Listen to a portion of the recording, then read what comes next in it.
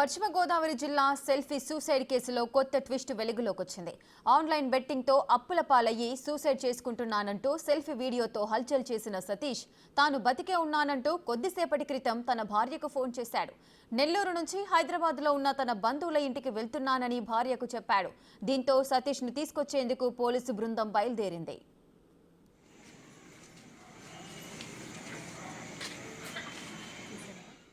కొవ్వూరుకు చెందిన Satish online betting తో అప్పుల పాలై సూసైడ్ చేసుకుంటున్నట్టు సెల్ఫీ వీడియో తీసుకున్నాడు.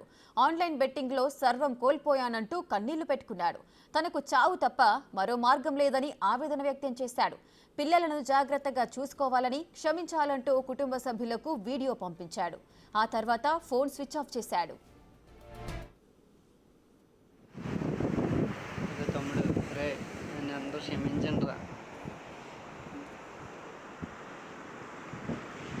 ఆన్లైన్ బెట్టింగ్ చేసి మొత్తం నాశనం చేసి ఏం చేయాలో కూడా అర్థం అవుతుంది. కానీ మానుకోవడం నా వల్ల అవ్వట్లేదు. దాన్ని నేను మానలేకపోతున్నాను. అసలు నేను బతికొండం అని అసలు సారీ.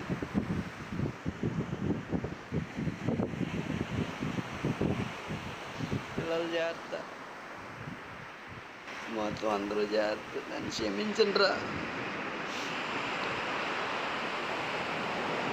ఏం చేయాలో కూడా తెలుస్తలేదు.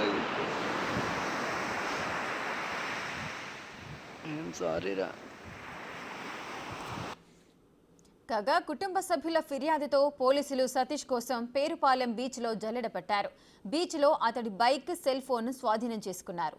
అయితే సతీష్ నుంచి తాను క్షేమంగానే ఉన్నానని భార్యకు ఫోన్ కాల్ రావడంతో కుటుంబ సభ్యులు ఊపిరి పీల్చుకున్నారు. అయితే ఈ మొత్తం ఎపిసోడ్లో సతీష్ చేసిన పనికి పోలీసులు పాపం రోజంతా గాలింపులు జరిపారు. తాను హైదరాబాద్లో క్షేమంగా ఉన్నానని కాల్ చేయడంతో ప్రస్తుతం సతీష్ను స్వగ్రామానికి తీసుకొచ్చే పనిలో పోలీసులున్నారు.